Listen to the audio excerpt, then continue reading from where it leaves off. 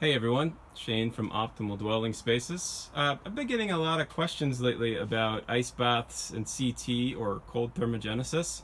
So I thought I would share about my setup at my house and just walk you through all of the items that you might want to get that going at your place too.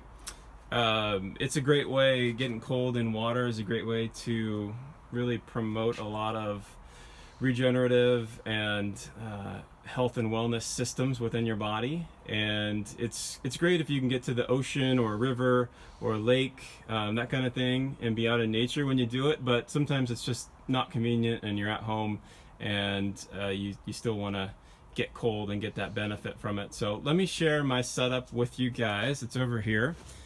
First off, it's just a basic chest freezer. I think I got this at Costco. And you can use like a livestock feeding or watering tub from a farm supply store, but it's really hard to keep those cold, or keep those at the right temperature, especially in the summertime. And so chest freezer will take care of that for you. One of the main problems with having this is kind of gauging how long to leave it on, and you can end up freezing it over pretty easily, which could be frustrating when you're trying to hop in your cold bath and it's an ice cube. So what I've done to get around that is picked up an Inkbird temperature probe. This shuts the power on and off to the chest freezer based on the temperature settings that I give it. There's a little probe here that goes into the ice chest. You can see that right here. So it's super convenient, really easy to set up, makes it a breeze. And then the second thing here in the tub is a UVC light. This is used for disinfecting, for killing bacterial growths in like aquariums, well, many settings actually. But it'll work here, it'll keep stuff from growing in your water, keep your water cleaner longer, so you're not having to drain it, switch it out, which is inefficient and just a waste of time.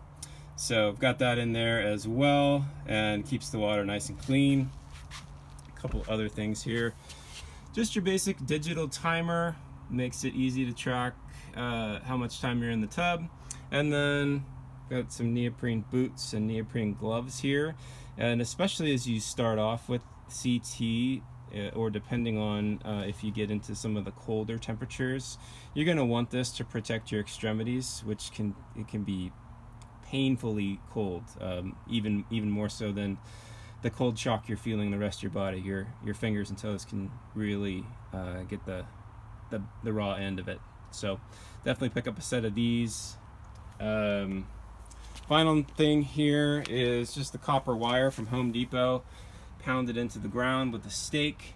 And so if you hold this or have it in the tub with you, you can emulate the grounding effect that you would get out in nature.